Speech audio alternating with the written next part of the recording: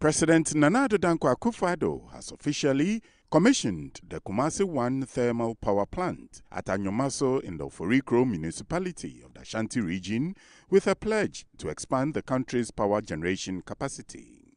The project, which was opened on Wednesday, is expected to generate 150 megawatts of power for the middle and northern belt of the country. Addressing the gathering at the event, President Akufo-Addo said the thermal power plant represents a significant step forward in the country's quest to provide sustainable energy for Ghanaians. He noted that the project will boost energy supply in the country. This power project is the first in Kumasi and by extension in the Ashanti region. It is very significant as it will improve the delivery of electricity to the middle and northern belts of the country. The project is further confirmation, if any was needed, of my government's resolve to ensuring that all parts of the country have the necessary infrastructure for development. It is in support of our determination to enhancing economic growth and social progress throughout Ghana. The Ashanti region is renowned for the development of small and medium-scale commercial and industrial enterprises. And it is my expectation that with enhanced electricity supply, these enterprises will expand and offer further employment opportunities to our youth. The president noted that the NPP-led administration has embarked on results-oriented projects and will continue to come out with more pragmatic policies for the development of the country.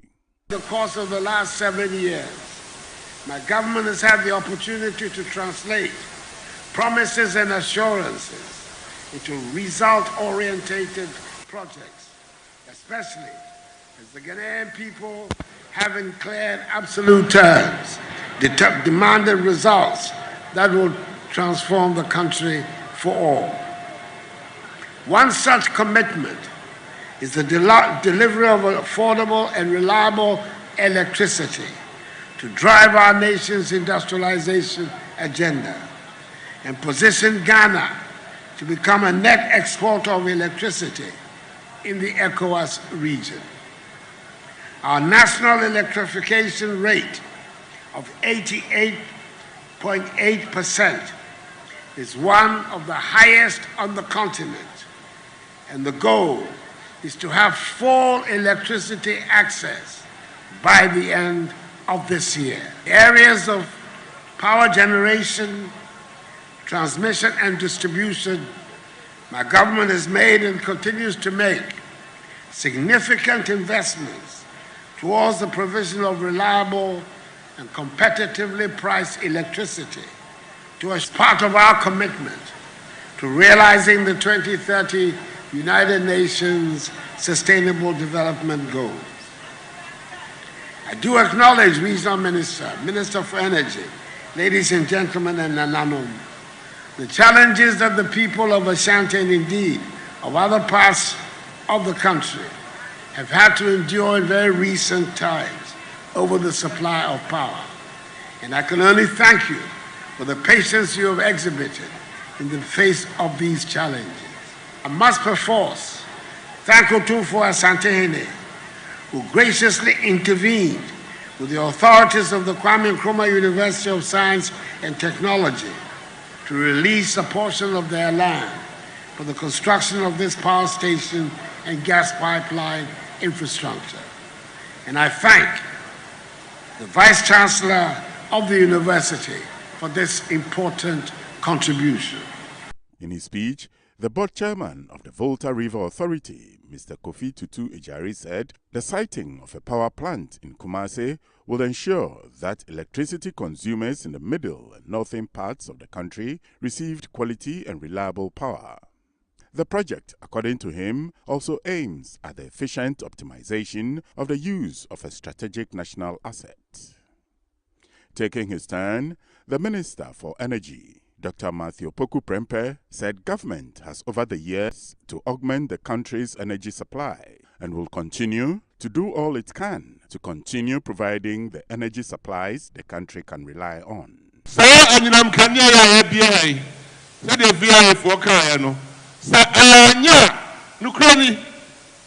While increasing investments in the sector. The newly commissioned Jemsa Energy station will connect natural gas pipelines from Nyinahin to Anyomaso for onward supply to industries in the northern sector of the country. The company distributes natural gas through pipeline networks of over 420 kilometers, selling power and natural gas to energy-intensive industries. The main supply of natural gas starts from the Ghana National Gas Company at the Prestia Regulating and Metering Station. The network is divided into 3 phases. The first phase spans Prestia to Takwa to Damongo and ends at Golden Star Resource, Wasa. The second phase stretches from Prestia to Jejetreso to Menu Chrome. Phase 3 is 110 kilometers in length and consists of 5 gas stations. Speaking at the commissioning of the Anyomaso branch and metering station in Kumasi of Jemsa Energy, the only private owner of a gas pipeline in Ghana, Otumfuo Osei Tutu II noted that private investments were crucial in the supply and distribution of sustainable energy to promote industrial and commercial growth of the country. Asantehene said it was worrying that state institutions involved in the distribution and supply of energy were struggling to manage the resources available to them. I agree with you that government should be looking at policies instead of being involved in industry and everything. It doesn't work. And it's about time Ghana realizes that it's not going to work for government to be involved in setting up companies and all those things. It doesn't work. Government should be content with policies, and then private sector should be involved in setting up industries and everything. It works that way, and therefore you can attract more investment to come to the country, and it creates more employment. VRA and others, our government establishment, let's give it up and divest to public sector, private sector, and then we inject money in there. And get the right people to do it. Great for and others and all for private sector. Let's give them the money, get the qualified people, divest government from it, and let them do it. Other than that, electricity company is in a situation where we don't know, but that also must be divested and give it to private sector. Why are we still holding it when we don't have the money? We are not even able to collect all the taxes that we want. We are going to IMF for money and all those things. We are hanging on to industries that we cannot maintain and run. Look, it's about time we face realities and then decided on what government should be doing and what private sector should be doing. This is a testimony of private sector investment. And they were able to attract Oppenheimer. His family has all the money in South Africa. They were able to attract him to come here because he believed in private sector. And they've done it in various countries in Africa. So that is how we have to be looking at it, to attract more of these investments into the private sector so we can do it. Otumfuo Osei Tutu II lauded the efforts and hard work of the Minister of Energy, Dr. Matthew Poku Prempeh, for his steadfastness and focus on seeing the project through despite the challenges and opposition he faced.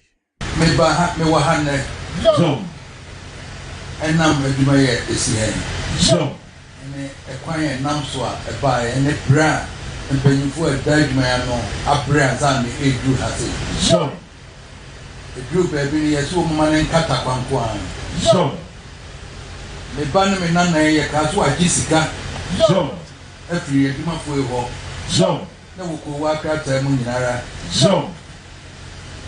A human say a cow won't go on which among me and son will not buy a barco. Yes, there be and Chelsea. Can Ruha. Can Ruha. I have near sequence at the BM.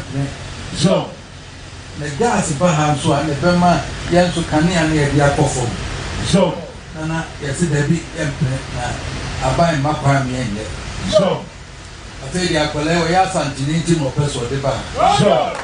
The Agyapong make me a Minano. Neba, why are Santini? So, You didn't want to say how or Deba. so, A Juma and all. so, My gas pipeline after Gray, I see any years here. so, Na any infant cuisine and you go. so, Both I did you in 2 near the Cosio. so, Yes, we have Pecania Bay for a more piano cacra could you feel. so, And now, a group of your some friend of Missy, my friend Nayan Pope, that they are some miracles, my friend made men and my best, they are some miracles. so, A free Bisham and Piam, yes, I can be sent to the international. so, Then I mentioned there, and no, not now, so I'm at the city has it. so, Gidia woman say I'm Pastor Hannah was a bench in the CSC. so, What I said, and neighbor, Mr. Jimmy, be a midday. so, Made background to my credit, Mammy Cray, Snitch, and Mr. Meba. Make pregnancy. so, And now my Minane at Dinwa Henty. so, Already, any the answer in Mr. Nonny, who work with more quiet, the factor of Madana, my apostle. so, Na santima to akoso na free he ko sirni baby aso nya kane ane gas no so, enso na efa bi to se dabi empne so, na sikama e wo fom so, ye ba nso pe boa magana so ayeye so. na fe bi nti na enso ni yesi kwan. For his part, Dr. Matthew Poku Prempeh, the Minister of Energy, said the commissioning of the pipeline will bring more natural gas supply to the northern sector and boost industrialization. If today we are here, we should thank all the good people working in Jemsa, all the good people working in the Ministry of Energy, all the advisors, technical and everything, who have made sure that today we have such a project. The benefits of this project is not seen but today, but very soon. The projects, the number of jobs it would make happen in Ashanti region. Like now, when we look on our right, if you are sitting on your left, AXA Power and AXA Energy is going to build a huge plant also to serve to create power in Kumasi. VRA itself has started. In fact, it has other plants it's going to bring to Kumasi. And also Senate is also bringing plants. I know they've bought a plant to also come and locate in Kumasi. Very soon, there's so much power to help industrialization in Ashanti and beyond. Nana Osai Nyampong, the board chairman of Jemsa Energy, said the company would work to deliver energy solutions to Ghana and beyond. Private enterprise, as the engine of growth for the country, has over the years been responsible for supporting government's agenda in providing employment, developing the manufacturing sector, and generally sustaining and enhancing the performance of our economy. In this regard, it is important that government shuns any form of inertia and rather facilitate the use of private capital to develop this country. Indeed, it would be prudent for government to re-evaluate any project which private capital does not consider bankable, on the basis that whenever government signs any agreement which stipulates that the proper law to be any other law which is foreign to the Ghanaian legal code, it presupposes that there is no faith in our own laws or legal system. Thus, there is the need to resolve any issues within the judiciary to make certainty of commercial transfer. 9 political groups in Ghana have formed an alliance to contest the 2024 presidential elections to break the dominant duopoly in Ghana politics from the New Patriotic Party (NPP) and the National Democratic Congress (NDC). The alliance, led by the Movement for Change, a political movement founded by Mr. Alan Tremantin, a former Minister of Trade and Industry, is under the umbrella name Alliance for Revolutionary Change.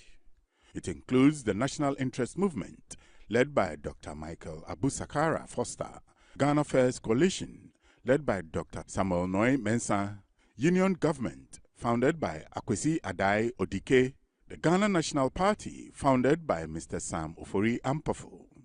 The rest are the Ghana Green Party, founded by Reverend Stephen Ayensu, Third Force Movement, founded by Mrs. Augustina Kujo, and Non-Aligned Voters Movement, founded by Mr. Kofi Benibengo, and Mr. Henry Asante, Crusaders Against Corruption Ghana, former National Second Vice Chairman of the People's National Convention, PNC. The alliance is suspected to aggressively mobilize Ghanaians from across the country, particularly the youth and women, irrespective of their religious, political and ethnic affiliations, to elect the first independent candidate under the Fourth Republic. Speaking at the launch of the alliance on Wednesday in Accra, Mr. Kyerematen said the alliance, when voted into government, will focus on addressing the increasing poverty rate and reset the country on a new path to prosperity. He said for the alliance to realize this objective, they would advocate for fundamental constitutional reforms, including but not limited to reforms in governance, public sector accountability, management of our natural resources, as well as the mindset and attitudinal change in Ghana. Mr. Kyerematen, who thanked the leadership of the alliance for the trust and confidence reposed in him to lead them as a presidential candidate, said, after 67 years of independence, Ghana was still crawling to provide quality health care, education, transportation, and roads for the citizenry. He said there was a need for Ghana to elect a leader who would fight corruption and not a leader who would provide a haven for corrupt officials. Fellow countrymen and women, we are gathered here today for a very simple but historic event, which marks a watershed moment in the political history of our country. The historical significance of this event does not lie simply in the coming together of different political entities. Indeed, we have had alliances and coalitions of political groups at different times in our political history. The significance of today's event lies in the fact that we are initiating a process that will redefine the architecture of political governance in our country. This process, by the grace of God, will lead to the election of the first independent candidate as President of the Republic of Ghana.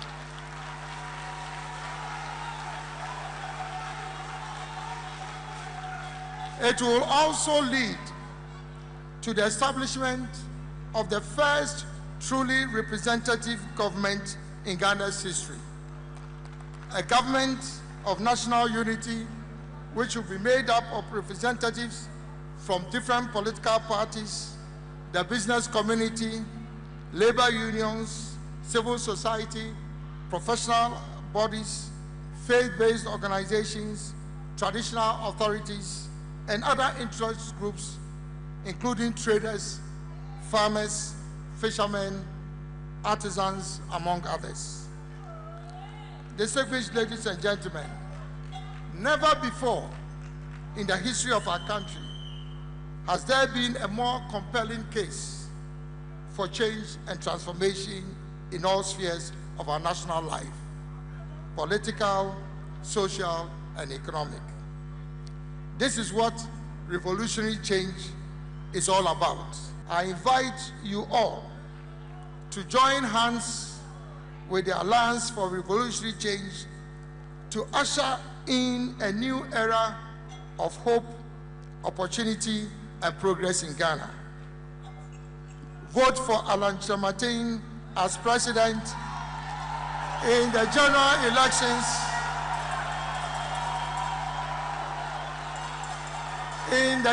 elections in December 2024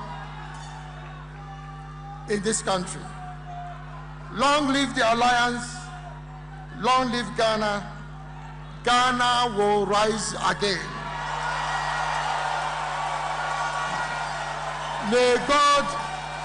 May God bless our homeland Ghana and make our nation great and strong. I thank you for your kind attention. The founder of the National Interest Movement, Dr. Michael Abu Sakara Foster, said the alliance will combine their resources and logistics to mobilize Ghanaians to vote for the alliance in the upcoming presidential elections. The founder of the union government, Mr. Adai Odike, was optimistic that the alliance will surely achieve its objective of winning the upcoming elections, stressing that Ghanaians were fed up with the political duopoly witnessed in the country. There has been transfer of power from one political party to the other without a change. Ghana needs change because our political system has been the dominance of the duopoly of MPP and NDC, who does not understand the sufferings of the ordinary Ghanaians. Our constitution, 1992 constitution, has been the problem of this great loot and share syndrome. I joined this alliance because we want a constitutional review to reduce the excessive powers reposed on the executive arm of government. He said the alliance will become the third force, since Ghanaians were demanding a third force movement to bring the development that Ghanaians have been calling for. Other members of the Alliance for Revolutionary Change also shared their optimism on the electoral alliance. The overlord of Dagbon, Yana Abukari II, has called on traditional authorities in Ghana to prioritize tree planting and fight against the continuous destruction of the vegetation cover in their respective jurisdictions. As custodians of the land, the Yana said chiefs wielded the jurisdictional authority over their subjects and could stop any destruction of the environment if they applied such powers effectively. This clarion call was made during the launch of this year's Green Ghana Day initiative at Tamale in the Northern Region on Tuesday.